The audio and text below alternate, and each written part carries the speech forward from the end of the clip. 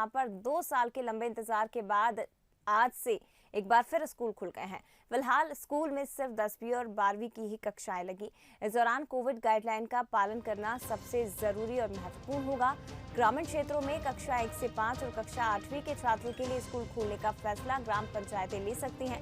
हालांकि सरकार ने कहा है कि स्कूल केवल उन्हीं जिलों में फिर से खुल रहे हैं जहां पिछले 7 दिनों में कोविड-19 पॉजिटिविटी रेट 1% से कम रहा है।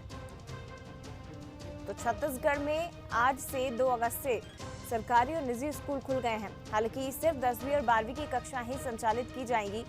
फिलहाल 6वीं, 7वीं, 9वीं और 11वीं की कक्षाएं संचालित नहीं होगी। इस दौरान तमाम गाइडलाइंस का पालन करना जरूरी होगा। तकरीबन 2 साल के बाद छत्तीसगढ़ में स्कूलों को खोला गया है। लंबा इंतजार और जरूरी गाइडलाइंस भी जारी की गई हैं। शिक्षा विभाग की गाइडलाइंस आप इस वक्त स्क्रीन पर देख रहे हैं, जहां पॉजिटिविटी दर 7 दिनों तक 1% से कम है, वहीं स्कूल खोले गए हैं। ऑफलाइन क्लास में 1 दिन के गैप में स्टूडेंट को पहुंचना होगा। एक दिन में 50% बच्चे ही स्कूल पहुंचेंगे। इसके साथ ही सर्दी, खांसी, बुखार होने पर छात्रों को एंट्री नहीं दी जाएगी। हालांकि ऑफलाइन के साथ ऑनलाइन क्लासेस भी जारी रहेंगी। स्कूल और कॉलेज आने की अनिवार्यता नहीं है। जो छात्र ऑनलाइन क्लास अटेंड करना चाहते हैं वो ऑनलाइन अटेंड कर सकते हैं।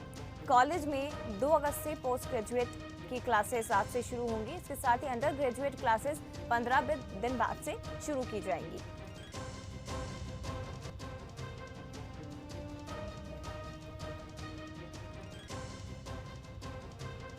तो वहीं दूसरी तरफ छत्तीसगढ़ में स्कूल खुल गए हैं और दुर्ग में भी स्कूलों को खोला गया है। लेकिन वहां की क्या तस्वीरें हैं, स्कूलों में किस तरह से गाइडलाइंस का पालन कराया जा रहा है और कितनी बड़ी संख्या में छात्र पहुंचे हैं, इसका जायजा लिया हमारे संवाददाता ने।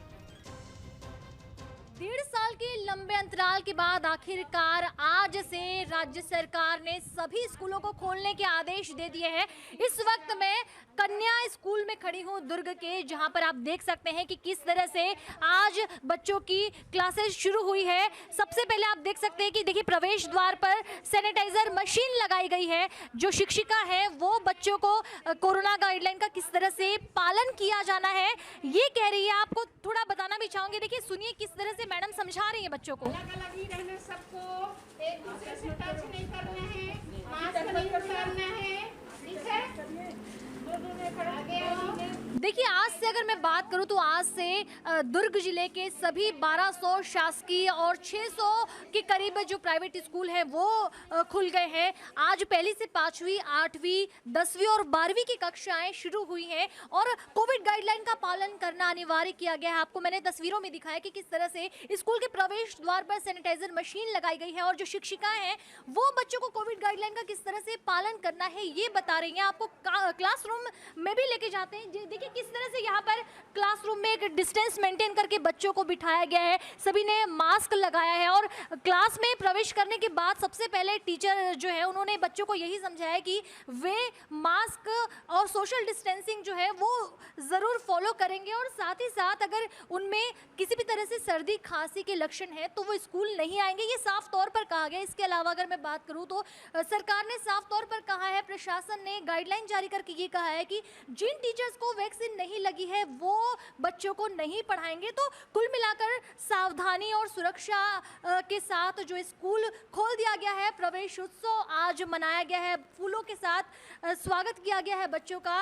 उम्मीद है कि बच्चों की कक्षाएं जो है नियमित चलेंगी और सुरक्षा के बीच जो है बच्चे अपनी पढ़ाई पूरी कर सकेंगे। बंसल न्यूज़ के लिए दुर्ग से अनुभूति भाकरे ठाकुर।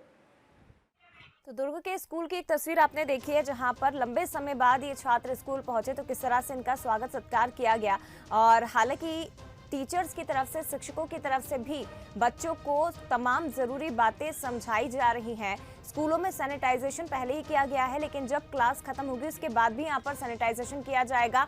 छात्रों को ये स्पष्ट कर दिया गया है कि किसी भी बच्चे को मास्क नहीं निकालना है। तमाम ज़रूरी गाइडलाइंस का पालन करना बेहद ज़रूरी है। और दुर्ग की तस्वीरें देखी, लेकिन अब